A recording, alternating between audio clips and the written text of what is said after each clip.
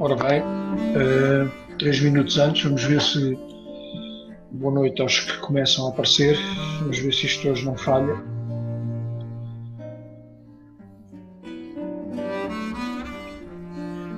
Pode ser que hoje não apareça ninguém.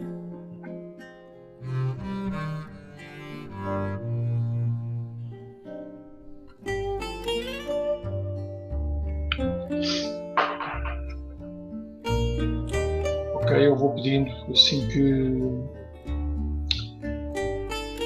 vão entrando, enviem o tal dedo para ver se me estão a ouvir bem e se estão a ouvir bem, por favor.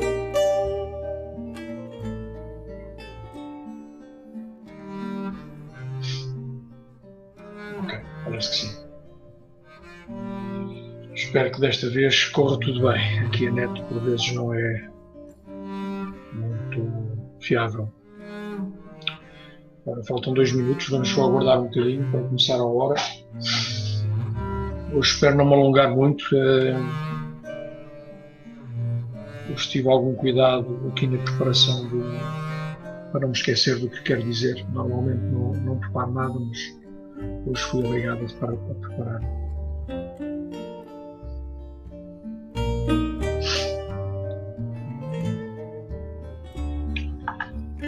Ok, já sei a gente entrar.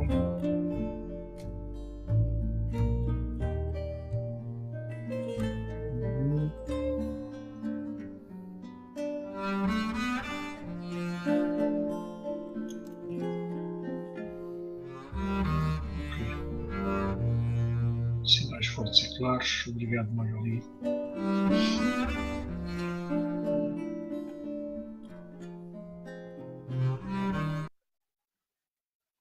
Mais um minuto.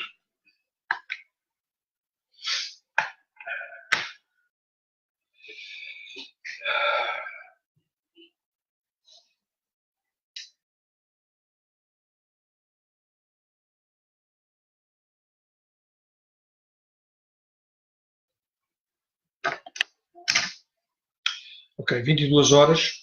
Aqui 22 horas em Portugal, 23 aqui em Moçambique. Uma boa noite a todos. Obrigado por aparecerem e por assistirem a mais esta sessão aqui do Movimento de Gente. Começamos a semana bem,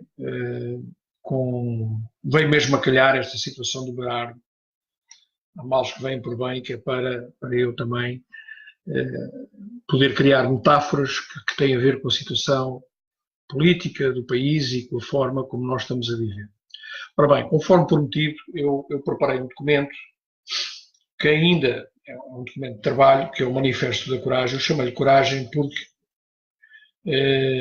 lendo este livro do José Gil, que é Portugal, o medo de existir, nós vivemos realmente numa sociedade de medo. E podemos ter uma opção ao medo.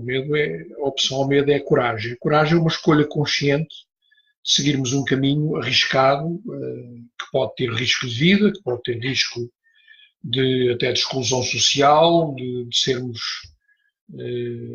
ostracizados, e para isso é preciso coragem. O passo que eu dou é um passo consciente. Ainda agora uma senhora aqui me insultava abertamente, com letras grandes, e portanto acaba por ser as medidas, aquilo que eu vou dizendo também é provocatório de alguma forma, e a minha ideia é exatamente provocar, é dinamizar a mente e lançar ideias, mas eu dou a minha opinião. A minha opinião não é a verdade. Vocês, depois de ouvirem aquilo que eu digo, criam obviamente as vossas verdades, as vossas crenças, aquilo que vocês querem acreditar. Ora bem, eu antes de entrar no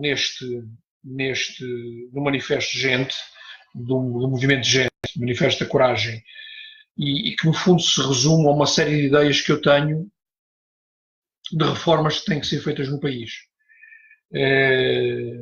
Falta muito tempo para a candidatura à presidência. Eu tomei a decisão, quando for a altura, tenho que arranjar assinaturas, obviamente, para me candidatar, com o objetivo principal. Eu ainda aqui há pouco tempo dizia, a pior coisa que me podia acontecer era ser eleito Presidente da República. Mas se for eleito, não tenho qualquer tipo de problema.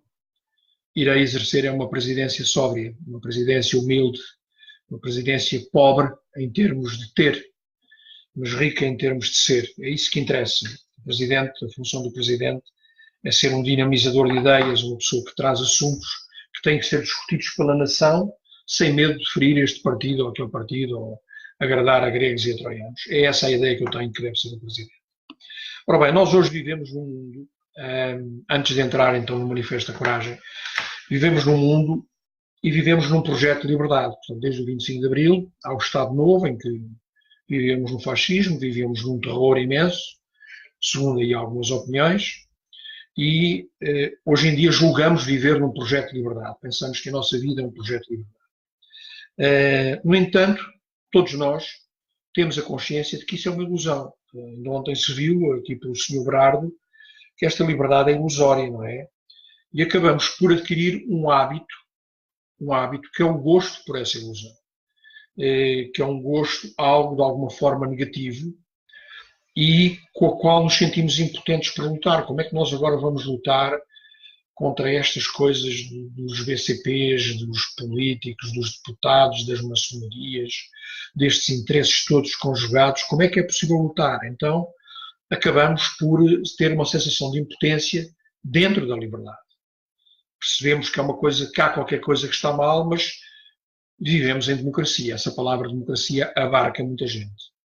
A pobreza material e a pobreza da alma passam a ser um estilo de vida. Nós, hoje em dia, para além de materialmente, o país materialmente está na penúria, deve imenso dinheiro ao estrangeiro, o país está na penúria moral também, portanto, e acabou por ser um estilo de vida que nos é imposto. Nós hoje temos esse estilo de vida.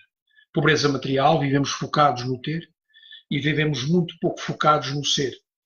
E o país, isto é o reflexo do país que temos, das mentalidades que temos. Nós, homens e mulheres modernos, vivemos na coerção e na opressão da imoralidade. Portanto, aquilo que se passou, que se passa com o governador do Banco de Portugal, quando vai à Comissão Parlamentar de Inquérito, ou com o chefe de Estado-Maior do Exército, quando lá foi, que diz que não tinha satisfações a dar a ninguém sobre o roubo de tanques, ou sobre o sobrar que não tem satisfações. Portanto, vivemos nesta coerção e nesta pressão, nesta coação de imoralidade, mas que são vividas como sinónimo de liberdade, que é interessante. Isto é vivido em liberdade e, no entanto, temos esta coação, esta impunidade. E passamos, no fundo, a ter este hábito de pensar negativo, viciante, e que nos adormece essa tal ilusão de liberdade que não temos, que na realidade não temos. Sentimos que as coisas estão mal, mas habituamos a viver neste hábito de imoralidade. O poder, quanto mais poderoso, mais estável é. Não precisa de violência. Nós, neste momento, o poder que existe em Portugal, este poder partidário, este poder da Assembleia, o poder dos lobbies, é fortíssimo. Não precisa de exercer violência para oprimir, porque nos vai gerando essa sensação de liberdade. Debaixo, por detrás de comentadores que vão falando, de jornalistas que nos ditam uma forma de pensar. Portanto, na televisão, a televisão o que nos dá o mote, dá-nos o mote, estes comentadores todos que aparecem, que são sempre os mesmos, dão-nos o mote e ensinam-nos a forma de pensar. Nós estamos em democracia, nós vivemos em liberdade. Estamos todos arrebentados, mas vivemos em liberdade. E há uma Constituição, e há uma República, e temos esta ilusão fantástica de que vivemos num paraíso. A liberdade é uma aparência, porque está escrita na Constituição. E como está escrita na Constituição, que é um papel que eu posso deitar fora e substituir por outro, que lhe dão tanta importância, em que um dos princípios da Constituição é a igualdade de direitos para todos os cidadãos, é a justiça para todos os cidadãos, e nós sabemos que isto é mentira. Não há igualdade de direitos, nem há justiça. A justiça ruiu, o sistema de justiça não existe. Se não existe sistema de justiça, se existe impunidade para estes políticos, para o Sr. Sócrates, para os diretores dos bancos, para o Sr. Berardo, se existe impunidade para o ladrão que mata a minha filha e que passado 10 anos está cá fora, para o homem que viola a mulher, que viola a criança e passado um tempo está cá fora, se existe impunidade a estes níveis todos, então nós vivemos nesta impunidade, vivemos nesta mediocridade e não somos livres. Se não há justiça, não há liberdade. A justiça em Portugal não existe. E, portanto, nós não vivemos em liberdade. Por isso é que hoje escrevi uma carta aos generais, que estou curioso o que é que eles pensam sobre isto. Se acham que realmente somos um país livre e se nós, povo português, somos livres. Os políticos, os comentadores, a Cristina Ferreira, o Berardo, os governantes, eu gosto muito da Cristina Ferreira, está aqui por acaso, os gestores, os vossos gestores das contas bancárias, os diretores dos bancos, o Marcelo Costa, o Passos Coelho, o Marcos Mendes, o Miguel Sousa Tavares, o programa dos prós e dos contras, toda a televisão, estabilizam a visão do mundo, estabilizam-nos numa visão do mundo. Estabilizam-nos numa visão de valores e do mundo, incutem-nos uma forma de ver o mundo. Definem o sistema de valores, as formas de pensar, de sentir, de não agir, e incitam-nos a não agir, a mantermos quietos, e legitimam uma dominação tenaz sobre o povo, invisível, transparente, pornográfica. Nós somos completamente dominados, vivemos debaixo de uma ditadura e de uma oligarquia de comunicação brutal. Estamos convencidos que só pode ser assim, portanto, nós não vemos o mundo de outra forma, que é a ordem natural do universo, porque eles nos impõem esta ordem natural do universo, que não há outras formas de existir, que não há outros regimes, não há outras formas de governar, e que os políticos e que os comentadores, estas pessoas todas, são muito importantes, são especiais, são muito importantes. São pessoas que sabem muito. Mentira. Qualquer um de vocês, com senso e ponderação, poderia ser um governante, um bom governante. Há excelentes governantes, excelentes presidentes da República, como aquele lá que é o presidente pobre, que é um homem do campo, e que foi um presidente do Uruguai, um presidente excelente, e não era um homem letrado, nem um filósofo, nem um doutor, nem o Miguel Sousa Tavares, nem o Marcos Mendes, nem treta nenhuma dessas. Era um homem simples. Qualquer um de vocês tem a capacidade para estar num governo, para estar numa Assembleia do Povo e fazer muito melhor do que eles. Portanto, eles não são seres especiais, eles são seres medíocres que nos governam. E recebemos este mundo interpretado por pessoas que não somos nós, e que nos é dado pela comunicação social, que nos é dado pelo espaço público. Portanto, o que nós consideramos que é importante são as eleições, são os partidos políticos, é a Assembleia da República, é o Presidente da República, é o Primeiro-Ministro, são os mesmos comentadores de sempre, são os mesmos músicos de sempre, são os mesmos artistas de sempre, são os mesmos jornalistas de sempre, e a visão do mundo é esta que nos dá. E vivemos neste estado de coisas. Recebemos o mundo, esta interpretação, esta visão, por pessoas que não nos amam, por pessoas que não querem saber de nós, por pessoas que se servem e que não nos servem. E recebemos esta noção de liberdade de uma forma atroz. Cada um de nós, o que acontece depois de recebermos isto tudo, é que cada um de nós se exonera. Cada um de nós se demite de si mesmo. Se exonera porque está perfeitamente convencido que vive em democracia, que vive em liberdade, que aquilo é que é normal, que não há outro sistema possível de existir e de governar. Vivemos num sistema, interpretamos estas realidades, exoneramos, demitimos, acabamos por nos amedrontar e promovemos a conservação desta dominação tenaz, que é invisível, que é transparente, que não se vê, e por não se ver não se pode tocar. Ontem o Berardo, ou seja, o Sr. Berardo a falar na televisão, de repente a pornografia do seu discurso, as suas risadas, perante os deputados, que são quem faz a lei para o proteger, para que ele depois também possa alimentar os partidos, para esses deputados serem eleitos, com a promiscuidade dos bancos e dos diretores dos bancos. Portanto, esta pornografia em que vivemos vai-nos conduzir a um sítio negro, vai-nos conduzir a algo, e eu já vou explicar. O Dr. Adriano Moreira escreveu um livro que é O Estado Exíguo, que é um livro interessante de ler, e nós estamos a caminhar rapidamente para um Estado exíguo. Muito mais rápido do que vocês pensam. E, portanto, vivemos nesta dominação. A dominação, por outro lado, vigia quem fala fora desse sistema, quem se levanta contra o sistema. O Serviço de Informação de Estado, as polícias, não trabalham para o Estado, trabalham para privados, trabalham para interesses económicos, trabalham para interesses. As polícias trabalham, os polícias quando vão prender pessoas, mas depois há aqui um sistema e os serviços de informação que agora me estão a ver e me estão a ouvir sabem perfeitamente que trabalham para privados e que há imensos processos que eles têm acesso, que são escândalos nacionais, e que eles arquivam e escondem e acabam, e isso não se revela porque é segredo de Estado. O segredo de Estado, o segredo de Estado e o segredo de Justiça, se fossem revelados, nós fazíamos uma revolução. Porque o Estado é imoral, o Estado é criminoso. E, portanto, eu que estou a falar, sou ameaçado, sou vigiado, porque estou a falar contra o sistema. Começa a tornar-me perigoso para o sistema. E qualquer um que se junte a mim também irá sofrer as mesmas consequências. Portanto, tudo o que saia fora dos lobbies dos partidos, saia fora das maçonarias, dos grupos dos Bilderbergs, da banca, da economia, e que comece a falar contra eles, é um elemento a ser eliminado. É engraçado que nós votamos pensando, vamos votar agora em partidos, este é aquele, pensando que votando vamos criar liberdade, mas não vamos criar liberdade.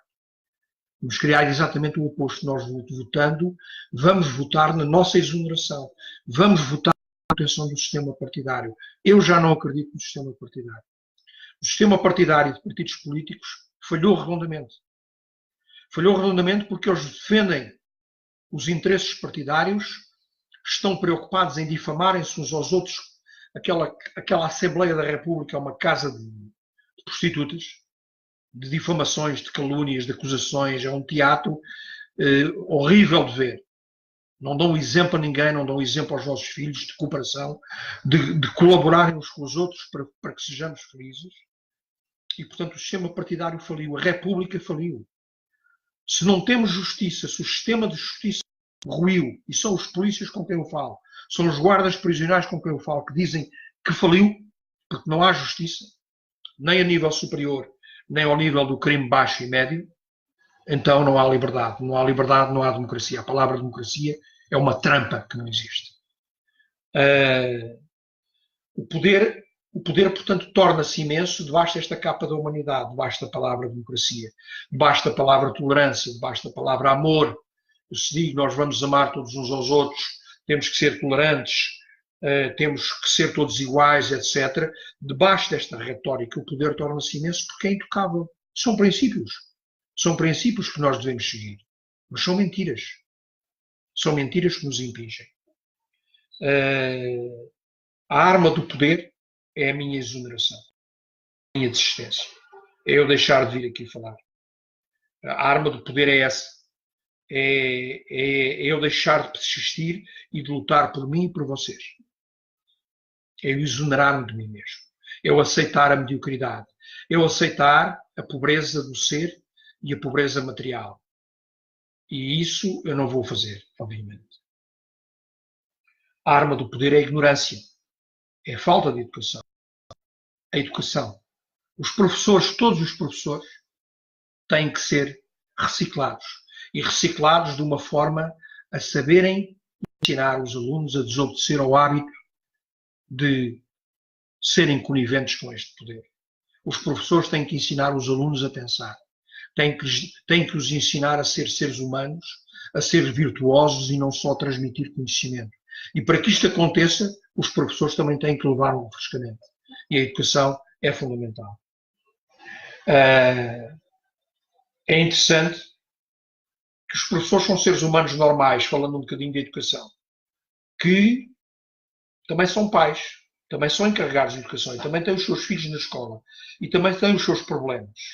Os pais, os educadores hoje em dia, estão-se a marimbar pelos filhos. Entregam os filhos nas escolas, e as escolas que façam o resto, que os eduquem. Mas nas escolas os professores estão com pilhas de trabalho burocrático até assim, para fazer. Não têm tempo para amar os alunos, não têm tempo para os educar, para se dedicar a eles, para os ensinar a pensar, para os ensinar a questionar a sociedade. E este é o grande interesse do poder. Não nos ensinar a pensar. Não nos educar. Antes do 25 de Abril éramos analfabetos, agora somos ignorantes.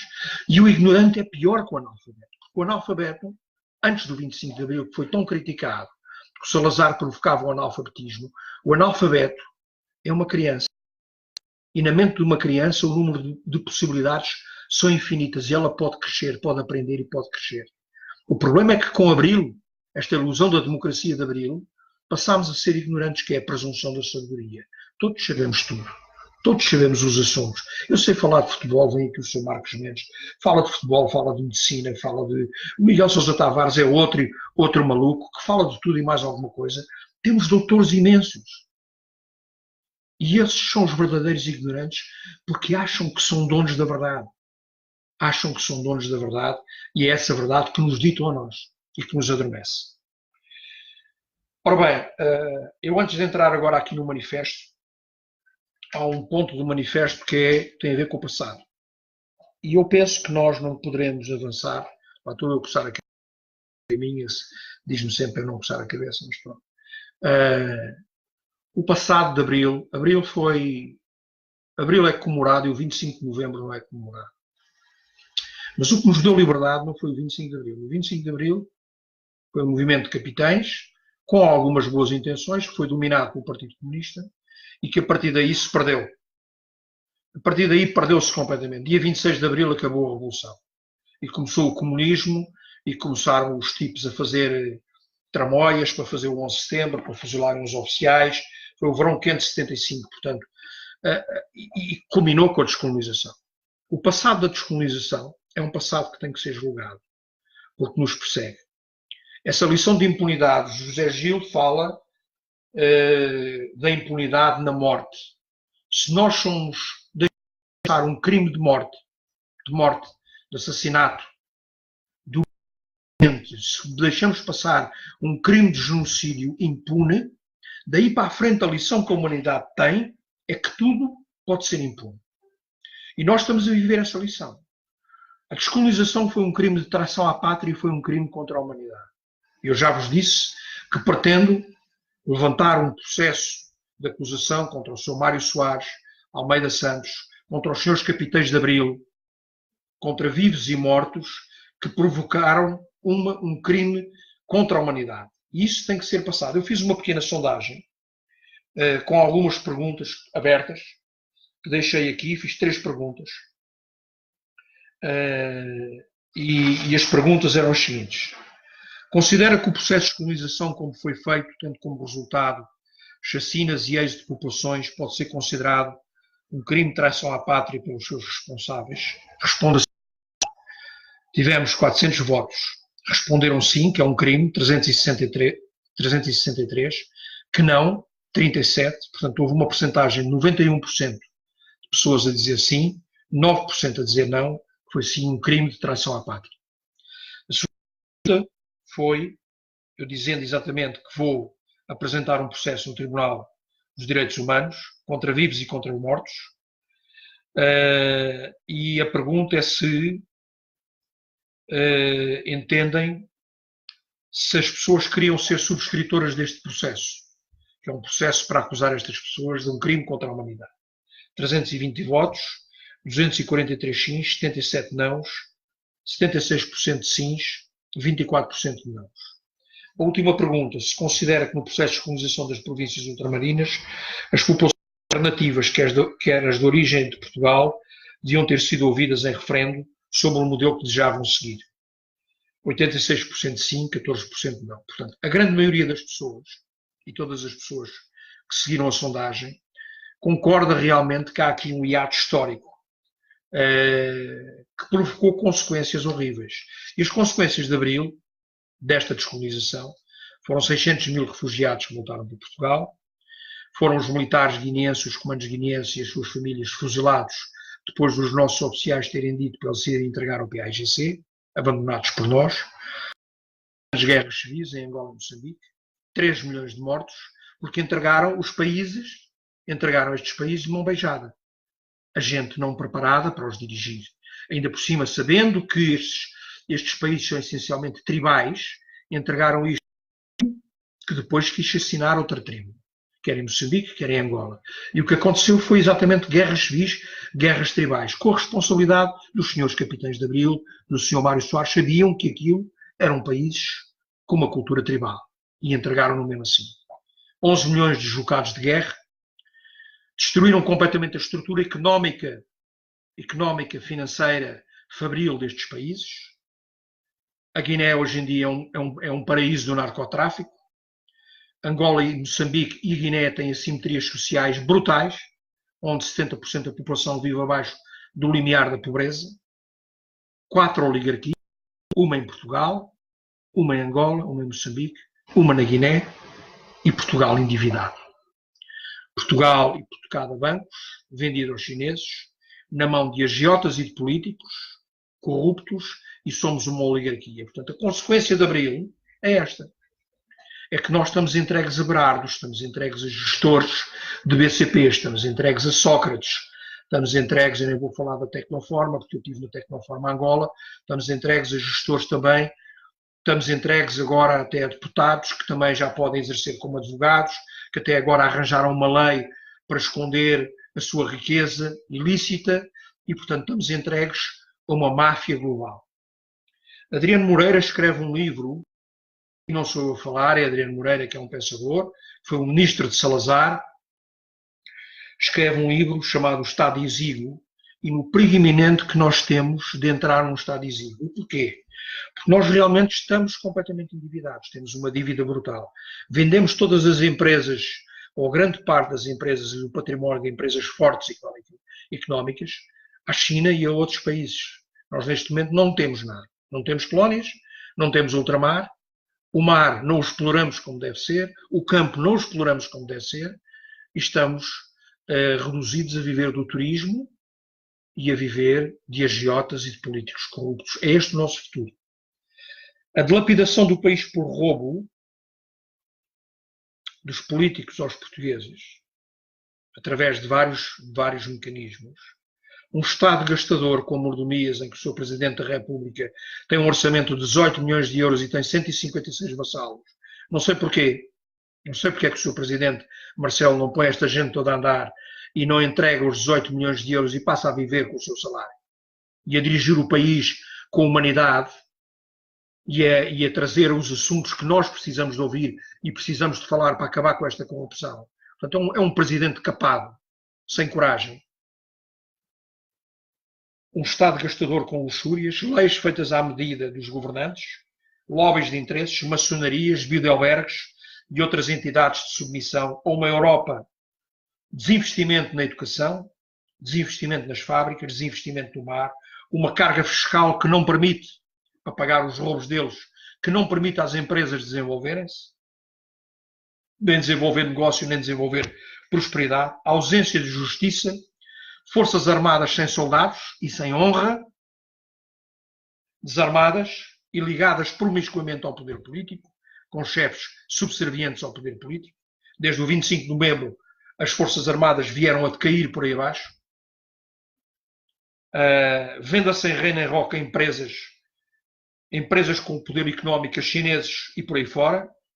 E tudo isto nos vai conduzir num futuro muito breve, e vocês não tenham dúvidas, a um Estado exíguo e a uma nação pobre, onde vocês vão deixar de receber os vossos salários, onde vocês vão perder a segurança.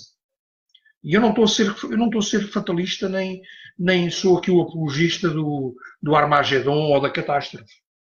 Nós vamos passar a ser um Estado vassalo. Nós já somos um Estado vassalo. E agora o que é que vamos fazer? Não é?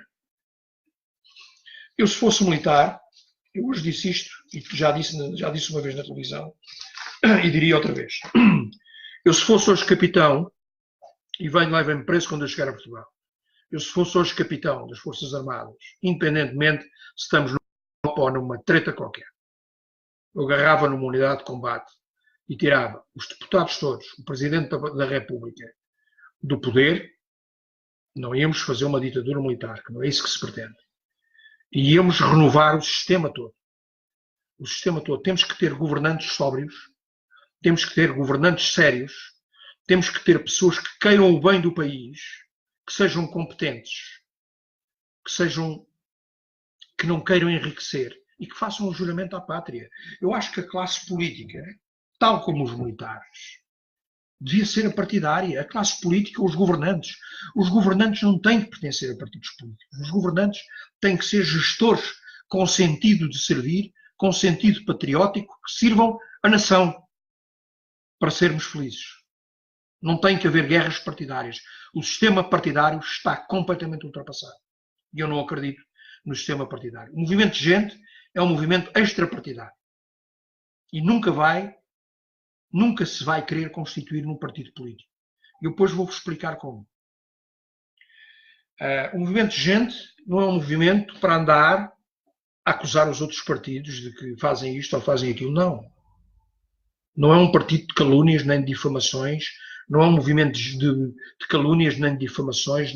Cada um sabe de si. O foco é no patriotismo. O foco é na nação. O foco é no sentido de Estado, no sentido de servir sem enriquecer. Ora bem, a filosofia deste movimento tem exatamente a ver com os pilares da educação, da justiça, da saúde, da defesa, com uma série de pilares. Eu depois vou divulgar este manifesto, mas que eu quero que vocês também contribuam com as vossas ideias, porque assim, o movimento de gente é um movimento do não ego. Eu aqui não sou nada. Eu sou mais um de vocês, daqueles que quiserem estar juntos por Portugal, pelos nossos filhos e pelo futuro. Eu tive esta ideia porque me cansei de falar aqui no Facebook, de criticar e disse, porra, ninguém dá um passo em frente. Se houvesse um homem aqui que eu considerasse que é um homem de Estado e que dê um passo em frente, eu sou o primeiro a apoiá-lo. Eu não quero nada para mim. Eu só estou a despertar as pessoas.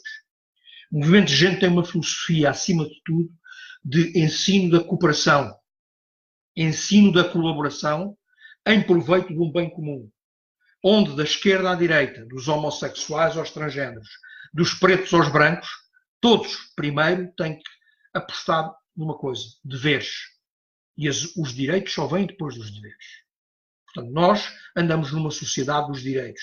O direito de fazer xixi, o direito de ter passadeiras cor-de-rosa, o direito disto e os deveres. Não.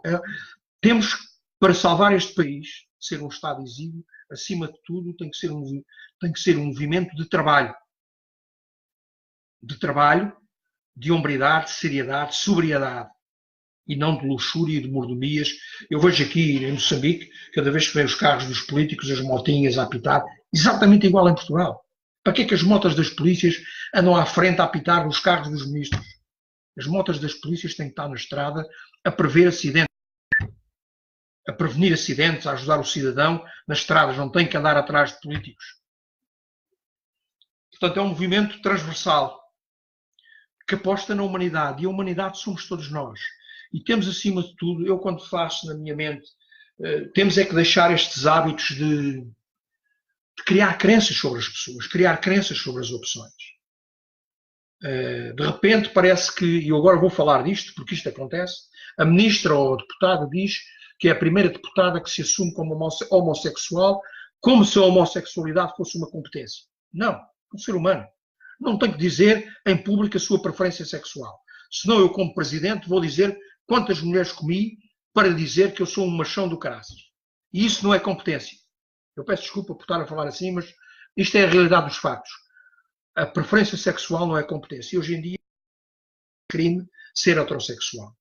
Portanto, temos que haver igualdade nisto e temos que nivelar estes assuntos das igualdades de género e destas tretas que andamos a perder com assuntos sem significado e esquecemos do essencial, que é de colaborarmos uns com os outros, de estarmos ao lado uns dos outros, sem criarmos crenças uns sobre os outros, sem julgarmos os outros. Estamos muito virados para o nosso ego. Eu sou feminista, eu sou homossexual, eu sou homo sapiens, não é? Eu sou o quê? Eu sou um servidor. Eu tenho que servir. A essência da vida, a essência do amor é servir o outro de uma forma completamente desapegada.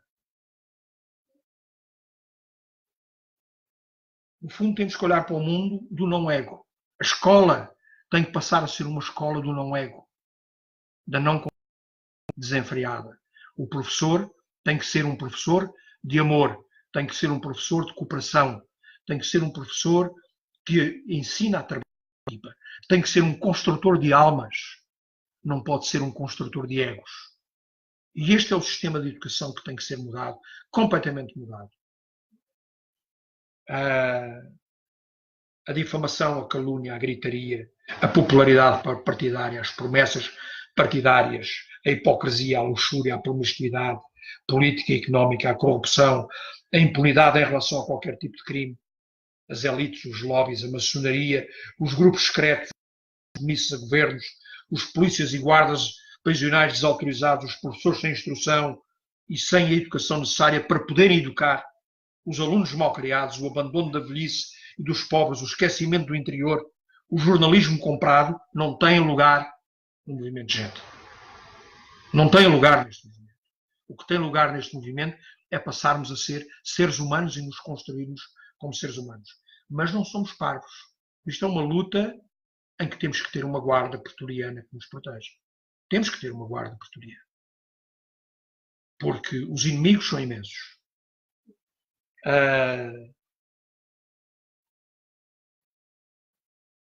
Os principais pilares deste movimento, eu agora já estou a entrar no manifesto, são a educação. Educação para que os cidadãos despertem e pensem por si e saibam questionar o sistema do país. A educação apura o sentido de justiça e a luta contra a impunidade vigente das elites ao criminoso comum, e será uma viragem sem retorno. Temos que tornar os nossos filhos seres com educação. E educação não é conhecimento. Conhecimento é 2 mais 2, etc. 3 mais 3, e não sei quantos rios e não sei quantas estradas. Educação é virtude. Educação é ajudar o próximo. Educação é trabalhar em equipa. Educação é, antes de eu sair do emprego, ir perguntar ao meu amigo se precisa de ajuda, se posso fazer alguma coisa por ele. Educação é chegar a casa e dar um beijo à minha mulher e beijar os meus filhos. Educação é não bater numa mulher. Educação é ajudar um velho a atravessar a estrada. Educação é ser, é estudar, é pensar sobre mim, é questionar-me primeiro a mim. Educação é largar o meu ego e passar a ser vosso. Passar a dar a vocês. A justiça. A justiça, o pilar da justiça é fundamental. A justiça tem que ser dura e para dar segurança e vida em felicidade àqueles que não prevaricam e que cumprem os seus deveres sociais. As finanças públicas e os impostos devem servir para nos servir e para criar benfeitorias para os povos, para o povo e para os mais desfavorecidos. E não para esvaziar da possibilidade de crescerem as empresas e alimentarem unicamente a máquina elitista do Estado. A mentalidade do espírito das finanças e da economia do Estado tem de ser a de sobriedade e a de gerar felicidade nas pessoas e alívio das cargas de impostos para pagar erros de gestão e de corrupção. São, em linhas gerais, as 3 principais formas que eu vejo destes 3 pilares: educação, justiça, educação, finanças e justiça. Todos vemos o mundo de forma diferente. Todos temos opiniões diferentes. A minha é uma. Nós somos 7 bilhões de viventes no planeta Terra. Somos 10 milhões de portugueses e cada um tem a sua forma de viver. Eu estou-vos a transmitir a minha forma de ver o mundo, de vos despertar para vos ajudar a pensar numa outra forma. Eu costumo dizer, quando eu andei nos cursos de coaching, o coaching é a casa das 1000 janelas. Eu normalmente olho o mundo só para uma janela, mas eu tenho mais 1000 janelas para olhar o mundo. Esta é mais uma, vocês têm as vossas. Sem justiça, e neste momento o sistema de justiça ruiu, a república ruiu, nós não temos república, não temos justiça. Sem justiça não há liberdade. Não somos livres. Porque eu tenho que andar com medo de falar. Eu ando com medo que me batam. Eu ando com medo que me vão dilapidar com impostos a mim, enquanto que o senhor Berardo perdoam-lhe as dívidas todas. Mas a mim dilapidam-me com impostos. Eu tenho uma dívida agora do IRS e vou ter que pagar não sei quantos, e se eu não pago a horas, o Estado cai-me em cima. Mas o Estado é mau pagador. O Estado paga atrasado, mas isso também vai acabar. Com com o movimento de gente, o Estado vai passar a pagar com juros, quando se atrasar nos pagamentos. Sem justiça não há liberdade e sem educação não há justiça. E, portanto, o pilar da educação é fundamental para que possamos ver com clareza, aprendendo a pensar e questionar. O aprender a desaprender, o hábito de calar, de ter medo de agir, de ser inconveniente, de ser dormente e submisso, de viver na impunidade, o aprender a desaprender, a luta pelo sucesso desenfreado, a vida no ego, o aprender a desaprender a julgar, a caluniar, o aprender a desaprender a viver os assuntos dos outros, o a pensar, o aprender a refletir por mim, aprender a coragem de ser, aprender a perguntar em vez de julgar, aprender a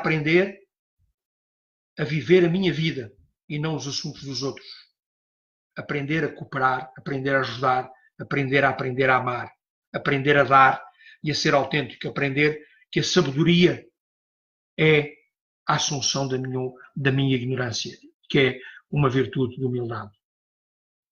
Aprender a desobedecer ao hábito de ser uma ovelha submissa e cobarde. Aprender a desobedecer ao hábito de estar calado e castrado, hipócrita.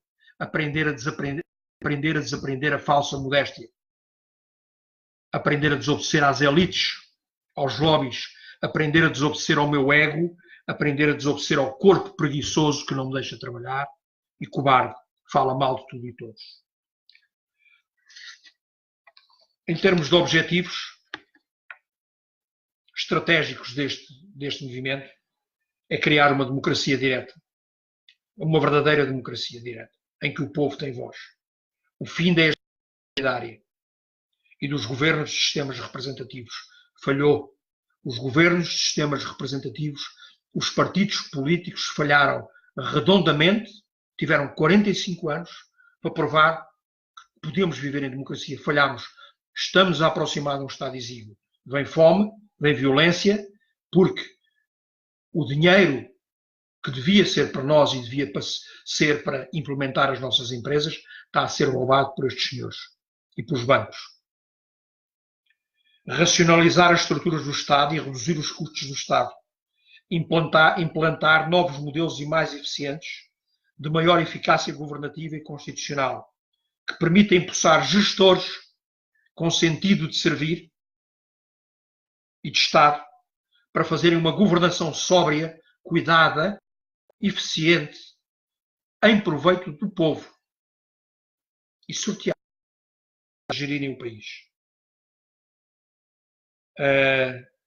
Reduzir substancialmente o Estado paralelo, estas fundações e estas coisas todas, as raríssimas, esta lógica da racionalização. Denunciar e trazer à discussão pública alegados crimes contra a nação, contra os bancários, contra os povos, o crime da descolonização. Política. Criar uma comissão anticorrupção que não é parlamentar, não tem que pertencer ao Parlamento. O Parlamento é uma cambada de corruptos, tem uma comissão anticorrupção que não faz nada. Com ligação às polícias e ao Ministério Público, de entidades associadas, uma comissão anticorrupção completamente autónoma, com ligação ao Poder Judicial, com entidades sorteadas, pessoas que são consideradas exemplares, que não têm crimes atrás, que não têm ligações partidárias e que estejam durante um período de 5 anos ou durante os períodos governamentais com poder de análise, de investigação, com capacidade de investigação ao crime político, ao crime de corrupção. Com incidência fundamental no Parlamento, nos organismos públicos e no Estado em geral. O Ike, o general Eisenhower, criou uma organização que eu conheci no Afeganistão, ACCI, Atlantic Council Counterintelligence, que era uma unidade de contra-espionagem dentro da própria NATO, para apanhar espiões da própria NATO. Então é exatamente isto. É uma unidade de contra-corrupção, autónoma, apartidária, que tem que ter capacidade de investigação a todos os níveis e controlar todos os governantes, todos os institutos do aparelho de Estado, para que sigam o exemplo. Em relação aos partidos e às eleições, para mim isto são pontos-chave que eu me lembrei. Todos os cidadãos livres perante a lei e qualquer cidadão individual pode concorrer a cargos públicos e governativos, mesmo que não pertença a nenhum partido ou movimento, desde que tenha pré-condições definidas para tal. Na Grécia Antiga eram maiores de 30 anos, que tinham cumprido o serviço militar, que eram considerados e que se concorriam para um órgão de governação e que eram sorteados e que iam governar. Então, esta hegemonia dos partidos políticos tem que acabar. Eu, se quero pertencer ao aparelho de Estado, se quero governar ou pertencer a uma Assembleia do Povo, eu tenho que ter esta capacidade. Os partidos, obviamente, que poderão existir, mas vão depender exclusivamente delas, porque uma das medidas que eu considero importantes é acabar o financiamento aos partidos políticos. Acabar, pura e simplesmente, o financiamento aos partidos políticos. Os partidos políticos têm feito um mau serviço à nação e, portanto, qualquer tipo de financiamento é para acabar. Este dinheiro pode reverter a favor de outras coisas.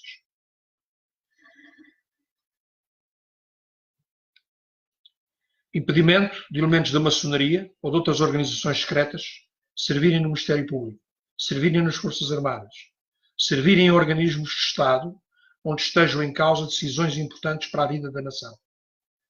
A maçonaria, obviamente, pode existir, estas organizações podem existir, mas também tem que dar às polícias os seus nomes, os nomes das pessoas que pertencem, porque não há cá organizações secretas ou para tem que acabar. Aumento, em termos da justiça, aumento o tempo mínimo e máxima de prisão, passando a pena máxima para 50 anos de prisão efetiva, 50 anos de prisão efetiva sem recurso. Acumulações de pena de prisão para aqueles que sejam presos, passando a ser uma acumulação à pena de prisão, 8 horas de trabalho diário, em que as prisões terão escolas dentro das prisões para formar marceneiros, cortadores de mato, etc., porque as prisões têm que se transformar em unidades produtivas. Eu, do meu dinheiro, não tenho que pagar a alimentação aos presos. Nem ninguém tem que pagar a alimentação aos presos. As unidades passam a colaborar com os presos em trabalhos camarários, quando forem solicitados, com guardas bem armados para não os deixarem fugir. Aumentar o orçamento de Estado para os serviços prisionais, construir prisões de alta segurança, prender os criminosos, deixar de haver celas para Sócrates e para senhores ricos e para senhores pobres, e as celas são iguais para todos. Aumentar o poder dos guardas prisionais sobre os presos, não é tortura, mas são medidas punitivas, como isolamento, quando se portem mal. E os diretores das prisões têm que ser guardas, tem que haver uma carreira no guarda prisional, o diretor da prisão tem que ser um guarda prisional com muitos anos de serviço, tipo um coronel guarda prisional. Não é uma senhora que não sabe o que é que são presos, ou é uma socióloga, ou seja, o que for, que vai para a diretora de uma prisão e depois deixa que haja festas e farras dentro das prisões e droga. Portanto, a segurança aqui tem que ser aumentada, a justiça tem que ser aumentada. Aumentar o orçamento de Estado, aumentar o efetivo de guardas prisionais, tendo para isso uma carreira diversificada e apoiada em termos de saúde. Dentro das prisões para dar mais poder aos guardas, sendo o diretor da prisão obrigatoriamente um guarda de posto superior.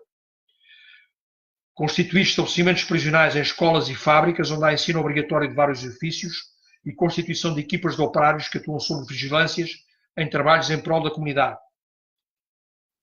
Constituição de uma Comissão de Direitos Humanos para fiscalizar, obviamente, as regras dentro das prisões. Dar mais meios humanos e materiais consideráveis à Polícia de Segurança Pública e à Guarda Nacional Republicana e mais treino em operações operacionais e de cidadania para lidar com as pessoas. Dar mais meios à Polícia Judiciária e meios humanos, materiais e recursos financeiros para aumentar a sua capacidade de investigação. Dar mais meios e recursos materiais e humanos ao Ministério Público para acelerar os processos. A justiça tem que passar a ser efetiva. A justiça tem que levar uma remodelação total. Extradição imediata de qualquer cidadão estrangeiro que cometa crimes em território nacional e, após a prisão e sob controle policial, reenviado para o seu país de origem sem qualquer possibilidade de remissão ou de voltar a Portugal. A felicidade da população mede-se pela justiça que temos no país. Educação. São algumas medidas que eu vejo a nível de justiça e falando da justiça, no fundo, a justiça tem que ser efetiva. As leis têm que ser efetivas. Os criminosos têm que ser punidos. Algumas pessoas dizem, não é o tempo de prisão que vai resolver a situação. Pois é o tempo de prisão, tirando as pessoas, mas tornando as unidades prisionais produtivas e com serviços para a comunidade e terem castigos se não cumprirem dentro das prisões. As prisões não é para andarem na boa vida. Os presos não é para andarem na boa vida. Mataram alguém, tem que penar. Além do tempo de prisão efetivo que levam, que vai até os 50 anos, efetivos, não há cá pulseirinhas eletrónicas. Se matam a minha filha, passam a vida na prisão. Se violam a mulher, matam a mulher e matam os filhos, passam a vida na prisão. Os crimes de corrupção da classe política é com pena máxima de 50 anos de prisão porque está a prejudicar uma nação inteira. Portanto, este sistema tem que ser completamente revisto. Porque sem isso nós não vivemos em liberdade. Sem justiça não vivemos em liberdade. Os criminosos estão todos cá fora. Ok? Agora podem achar que isto são medidas... atenção aos direitos humanos. Não. Os direitos humanos é nós não defendermos as pessoas que são humanas e que estão na sua casa a viver a sua vida e que são violadas, que são mortas, matam as suas famílias. E os direitos humanos não têm a ver com proteger esta classe política corrupta que nos rouba todos os dias. Portanto, as prisões, este seu Duarte Lima, era até o resto da vida. Não havia cá pulseirinhas eletrónicas, e a investigação tem que ser perfeita. A Polícia Judiciária, temos que lhes dar meio para trabalhar, o Ministério Público, temos que dar meio. O grande investimento que a nação tem de fazer é na justiça, em primeira análise, e na educação. Na educação, preparar a nível nacional um plano de formação para professores em competências sociais e emocionais, que lhes deem ferramentas que lhes permitem um melhor resultado da sua ação educativa, e o programa deve obrigatoriamente ter as seguintes disciplinas: princípios de neurociência e liderança, epigenética, princípios de física quântica, programação neurolinguística, coaching ontológico, inteligência emocional, meditação, filosofia, epistemologia, ontologia. O professor tem que ser formado como um ser humano virtuoso, como um mestre que ensina. Há um livro interessante do Krishnamurti a ler que são cartas às escolas. O professor do anti-ego, tem que formar seres bons, tem que lhes passar o conhecimento, bons alunos, e tem que estar com os alunos, não tem que passar a vida a fazer relatórios e mais relatórios. O ranking das escolas é uma hipocrisia que tem que acabar. As escolas têm que ser boas porque têm boas pessoas, porque têm bons professores, não é porque têm grandes rankings. As escolas têm que apostar na humanidade e têm que apostar na sabedoria dos alunos, nas virtudes dos alunos e não no ranking da escola. Metam o ranking onde quiserem. E os professores passam a vida a ter que fazer relatórios e preencher folhas e mais isto, e o tempo que estão com os alunos. Têm que estar com os alunos, ao lado dos alunos. Os programas educativos a ser estudados, para além da passagem de conhecimento, devem ter 40% do seu tempo dedicado à construção do aluno como ser humano, cooperante, emocionalmente inteligente, alinhado com a natureza, com a energia, com a turma e com os seus colegas, com os seus pais. Dar valência às avaliações em equipa e não individuais. O hábito de usar o conhecimento maioritariamente em trabalhos de equipa e não em avaliações individuais. Nós somos seres gregários, nós não estamos isolados. A prioridade tem que ser ensinar os alunos a cooperar, a ajudar. Estabelecer programas nacionais e acabar com o negócio dos manuais, havendo oferta de manuais para as famílias comprovadamente carenciadas e identificadas pela Segurança Social. Estabelecer penas de trabalho comunitário controlado pelo Ministério da Justiça para jovens violentos que provoquem distúrbios nas escolas. Acabar com os quadros de honra e com a linguagem comparativa entre alunos bons e maus. Este aluno é que é bom, aquele aluno é que é mau. A linguagem comparativa é uma linguagem destrutiva, é uma linguagem egocêntrica, que aquele que obviamente que é a estrela está nos pincas, mas os outros são todos burros. Acabar com a comparação. Todos os alunos são bons. Uns são mais lentos do que outros. Temos timings diferentes. E é preciso, o professor tem que ser um humanista em vez de ser um comparador de alunos. Acabar imediatamente com a política dos rankings das escolas. Permitir que os professores passem mais tempo com os alunos. Tirar a carga burocrática aos professores. Dar prioridade ao tempo que passam com os alunos. Responsabilização dos pais pelos seus filhos nas escolas, pela sua educação e pelo seu bom comportamento. Economia e finanças. Eu não percebo muito desta área, mas lembrei-me de algumas coisas. Agora, o que conta este movimento e que estou à espera é que venham economistas, que venham politólogos, filósofos e que ajudem a construir este manifesto. Fechar bancos insolúveis e transferir os seus ativos para um banco estatal. Pagar indenizações aos lesados do BES. Responsabilizar o governador do Banco de Portugal por desgoverno bancário e deixar de ser uma personalidade acima do Estado. Prender bancários que deixam os seus bancos cair e, por incompetência, fazer os seus clientes perder dinheiro. Criar uma Assembleia de Auditoria por sorteio de economistas consagrados e apartidários para verificarem as políticas económicas do Estado e dos bancos. Usar linguagem acessível a toda a população por parte do Ministério da Economia. Usar os impostos para proteger as pessoas e não proteger a elite oligárquica e os seus negócios. Tornar a política fiscal atrativa para crescimento empresarial e económico. Auditar as contas do Estado, nomeadamente e com particular ênfase, tornar éticos salários e pensões dos políticos e servidores do Estado. Acabar imediatamente com as subvenções públicas aos políticos. Todos os políticos têm subvenções públicas, isso com retroativos é para acabar. Acabar com o financiamento de partidos e sindicatos. Acabar com o financiamento de institutos e fundações. Fechar o Palácio de São Bento e o Palácio de Belém como residências oficiais do Primeiro-Ministro e do Presidente da República, canalizar as pessoas que aí trabalham para outros serviços do Estado. Preparar uma única residência digna para reuniões de Estado, recepções de Estado, que dê um exemplo à comunidade e ao estrangeiro de sobriedade ética e pública. Criar um mecanismo de punir o Estado pecuniariamente com juros iguais aos que os contribuintes pagam por atrasos nos processos de reembolsos ou enganos das finanças, na cobrança de impostos, com dias a contradata do reembolso que tem que ser obrigatoriamente assinalada no processo e com prazos iguais aos dos contribuintes. Acabar com o Estado impune que cobra, mas que não paga. Toda a economia e finanças deve ser virada para a felicidade e bem-estar das pessoas que trabalham de forma honesta e cumprem os deveres sociais, profissionais e terem direito a uma vida estável. As empresas e os bancos têm a missão de apoiar projetos mais pequenos que produzam riqueza. Defesa. Reinício do serviço militar obrigatório como escola, mais curto, como escola de disciplina, de honra, de patriotismo e de responsabilidade para os jovens. Períodos de 3 meses. Separação das Forças Armadas do poder político e do governo, dependência do Presidente na dependência do Presidente da República, coadjuvado por um Ministro da Guerra, pode ser ocupado por um oficial-general na reserva. Obrigatoriamente, o Ministro da Defesa terá que ser um oficial-general na situação da reforma ou da reserva e não um engenheiro, ou um advogado, ou uma treta qualquer. Rever o regime de contratos.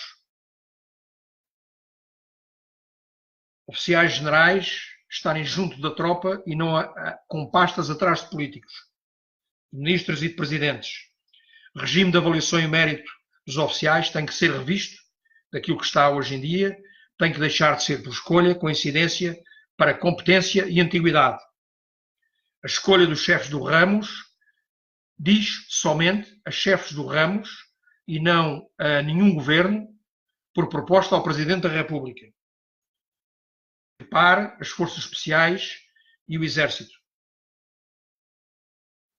Enaltecer e compensar todos os combatentes das colónias, que combateram nas colónias. Promover ao posto de Tenente-Coronel, o Tenente-Coronel Marcelino da Mata, herói de Portugal. Tirar os militares do Serviço de Proteção Civil, não estão lá a fazer nada, não são bombeiros, devem ser liderados por peritos na área. Administração interna. Acabar com o Serviço de Proteção Civil, as suas negociatas e o seu despesismo. Criar um comando conjunto de emergência civil, com meios de comunicação, com pouca gente, um perito em cada área para coordenação de calamidades e que só se reúne perante calamidade. Sem haver calamidade, quem opera é o 112 de emergência.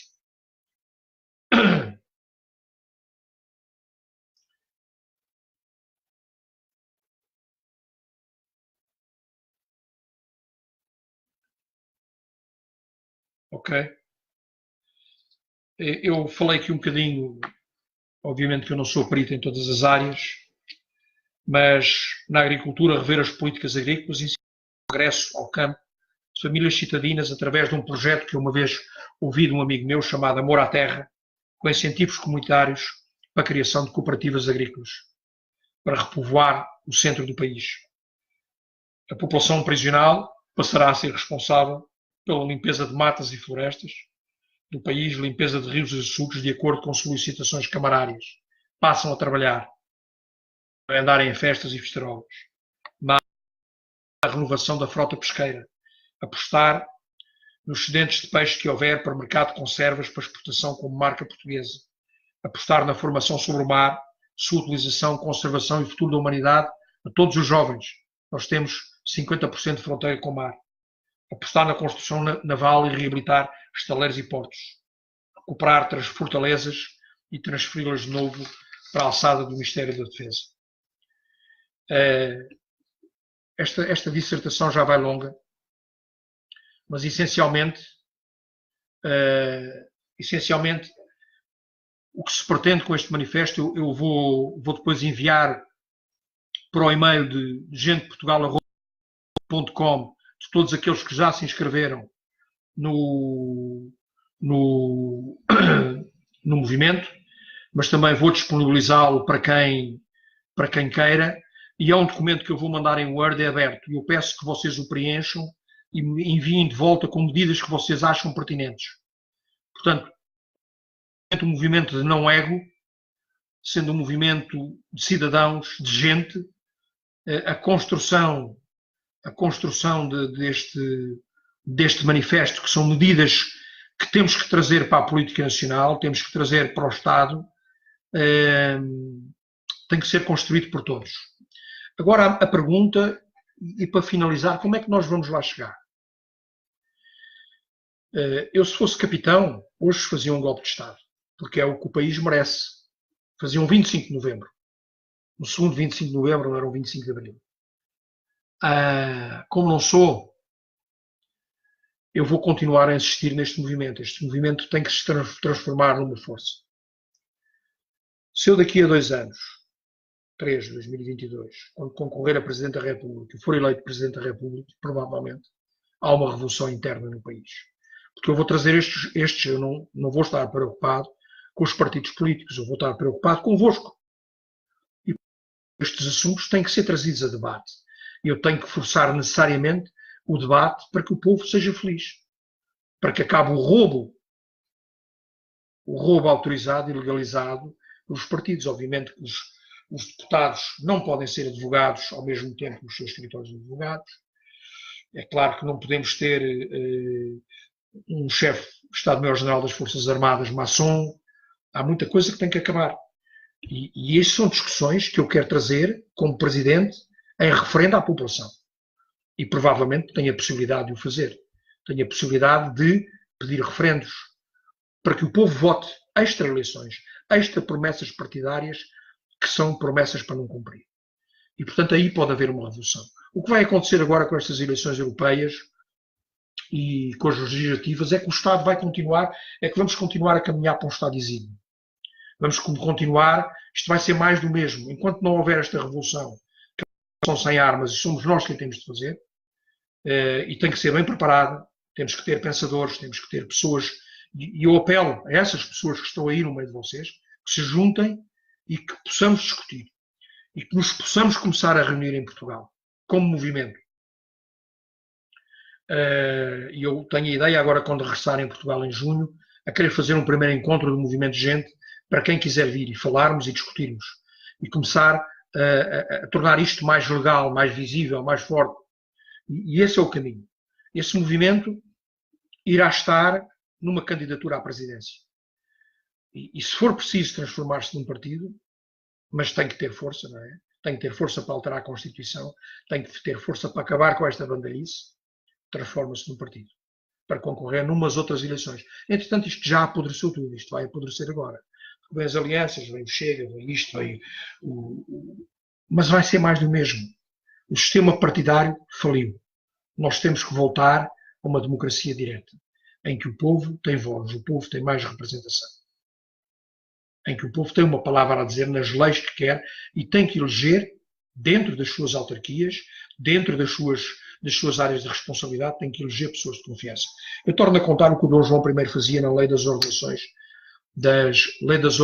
dos pelouros. Dom João I mandava à população escrever numa folha de papel as pessoas mais capazes para gerir aquele pelouro. E toda a população escrevia numa folhinha de papel quem é que eram os 3 ou 4 eleitos para gerir aquele pelouro. E Dom João I e cada pelouro, e essas folhinhas de papel eram embrulhadas numa bola de cera.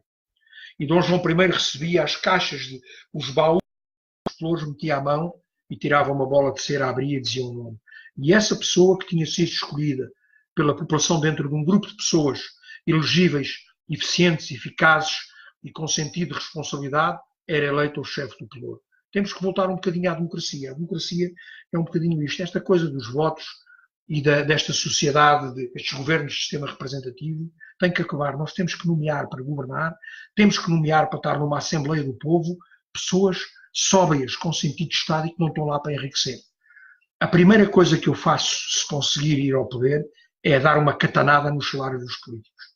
É dar uma catanada nas mordomias dos partidos, é dar uma catanada na mordomia dos sindicatos, porque os sindicatos têm que existir, mas não é para, os sindicatos têm que existir, mas não é para alimentar os líderes sindicais. Os sindicatos têm que existir para defender as pessoas. Não é para alimentar os líderes sindicais, como esse senhor da FENPROF, que não dá aulas há 30 anos e está lá no poleiro a receber com não sei quantos dias de férias e mais não sei o quê. Só os sindicatos da polícia, 16 sindicatos da polícia, mais dirigentes sindicais do que próprios sindicalistas, mas andamos a fazer o quê? Ainda por cima, os sindicatos são financiados também por subvenções públicas, não pode ser. Portanto, o Estado tem que se tornar um Estado sóbrio. Meus amigos, já a noite vai longa. O próximo passo é eu acabar por redigir este manifesto. Quem estiver interessado em receber, pode enviar um e-mail para gente de Portugal, tudo junto, com letra pequena, @gmail.com. Eu repito, gente de Portugal, @gmail.com. Inscrever-se no movimento. Isto não tem cotas, não tem filiação, é um movimento de opiniões. Vocês são tão válidos, ou são muito mais válidos do que eu. Eu aqui não arrisco nada, estou só a lançar como soprador de brasas achas para a fogueira e a ver se todos juntos conseguimos levar isto para a frente, sermos muitos, já somos muitos, e sermos mais para fazer com que Portugal não caia. Porque os tempos que se avizinham para os nossos filhos, com estes senhores Brardos, estes senhores deputados, estes senhores governadores do Banco de Portugal intocáveis, estes bancários, para as empresas, para as famílias, vão ser tempos de violência, de fome, e eu não estou a ser pessimista, estou a ser realista. O próprio Adriano Moreira escreve no seu livro, o Estado exíguo, estamos a caminhar rapidamente para um Estado vassalo, para um Estado que vai ter um soberano, que nos diz como temos que comer, como temos de fazer, e que não tem nada a ver com a tradição portuguesa. Obrigado por me ouvirem, desejo-vos a todos uma boa noite aqui do Oceano Índico. O Oceano Índico não é uma rádio, não é o Oceano Pacífico, mas é o Oceano Índico, aqui de Maputo.